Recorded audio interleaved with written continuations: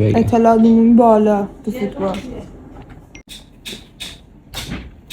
گرجی تو که حالا طرفدار آرژانتین و مسی 4 تا سوال فوتبالی جواب بده. بفرما. آرژانتین کجای آمریکای جنوبیه؟ کجای آمریکای کجا جنوبی؟ آمریکای جنوبی. نه تو آسیاست. آسیا من این چش تنگارم نه. بلدی؟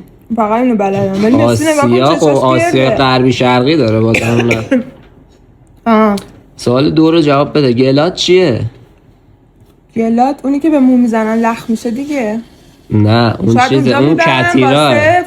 کتیرا لخ نمیکنه، گلت میکنن، مو رو کراتین میکنن. اوکی. میبرم فکر کنم واسه فوتبالیستا اونجا مثلا هوای زر گرمه موهاشون مثلا بز نکنه بره بالا. بعد یه تیم باشگاهی مسی رو که فنشی؟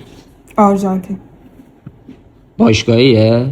چه فرقی میکنه؟ نه خب دارم میگم باشگاهی. الان بازی دیدیم آرژانتین و مصر نبود مگه؟ خب اون تیم ملیشه. ملی غیر ملی داره مگه؟ آره باشگاهی بگو. مثل استقلال پرسپولیس. آره دقیقاً. نمیدونم. اینا هم آبی قرمز دارن. خوبه که باز فنشی. صورتی چیه تیمش؟ سوال آخرم جواب بده. اون اینتر میامیه. همون. پوکر چیه؟ شرطی بازی میکردیم. چیز میذاشتیم، کوین میذاشتیم واسه. چیز داره گرده. توکن. آره. ژتون و اینا میدادیم بازی میکردیم با بچه‌ها. قشنگه خوبه. بچه‌ها شما هم یه سوال بپرسید، نگار تو کامنت ها بهتون جوابشو بگه. اطلاعمون بالا تو فوتبال.